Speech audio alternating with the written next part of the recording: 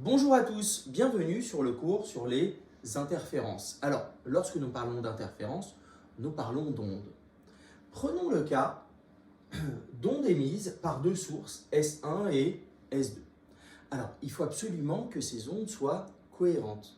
Cela veut dire qu'elles émettent des ondes sinusoïdales de même fréquence et que le retard de l'une par rapport à l'autre ne varie pas au cours du temps.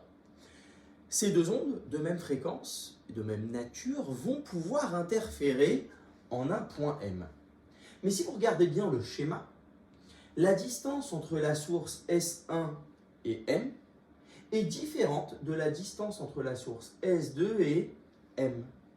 Cette différence de distance, cette différence de marche est appelée delta. Delta, la différence de marche, égale à D2 moins D1. Alors, ça aurait très bien pu être D1 moins D2, c'est la plus grande distance moins la plus petite. Et alors, les ondes, quand ils arrivent au point M, peuvent interférer de plusieurs manières, mais notamment deux qui nous intéressent particulièrement. La première, lorsque les deux ondes arrivent comme ceci. Si vous remarquez bien, lorsque l'onde ici est au maximum, la deuxième est aussi au maximum. Lorsque celle-ci est au minimum, la deuxième est au minimum. On dit que ces deux ondes sont en phase, font exactement la même chose au même moment. Et bien, lorsqu'elles interfèrent ensemble, on va obtenir ce qu'on appelle une interférence constructive. C'est la même onde, mais avec une intensité beaucoup plus grande. À savoir, si vous avez un son, vous obtiendrez un son beaucoup plus fort. Si vous avez une lumière, vous obtiendrez une lumière beaucoup plus intense.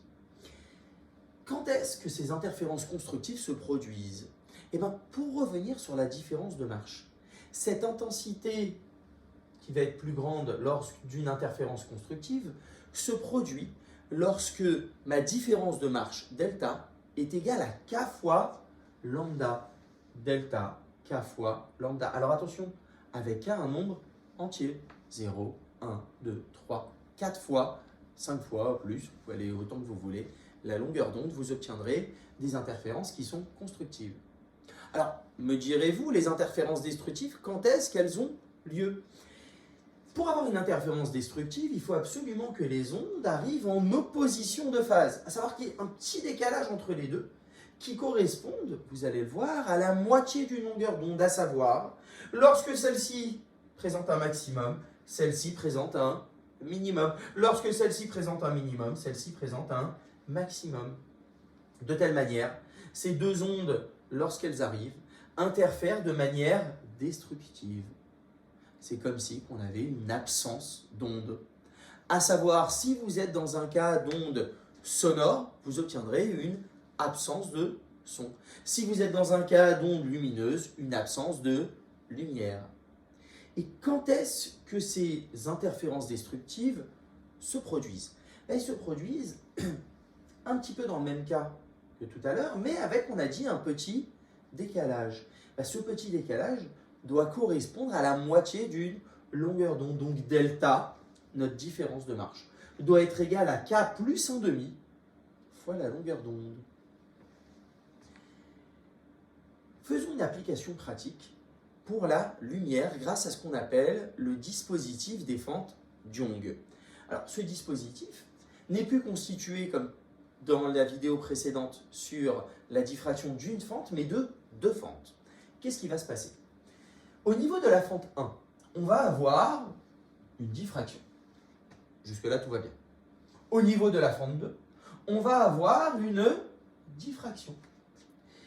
Et comme on va avoir deux diffractions, cette zone-là sera une zone où en fait nous aurons l'onde issue de ma source 1 et l'onde issue de ma source 2.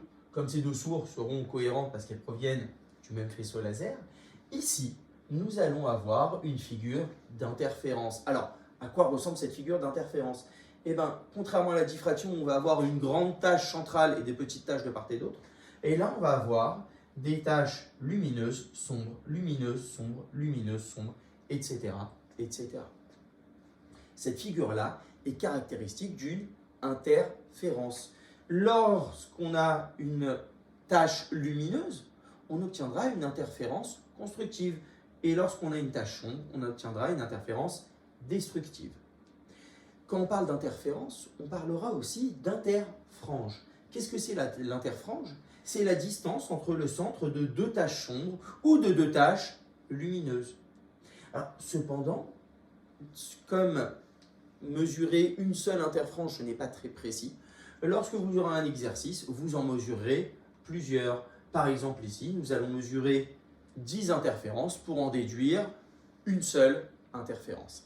Et l'interférence I est donnée par la relation I est égale à lambda, la longueur d'onde, fois D, la distance entre mes fentes et mon écran, divisé par B, la distance entre mes deux sources.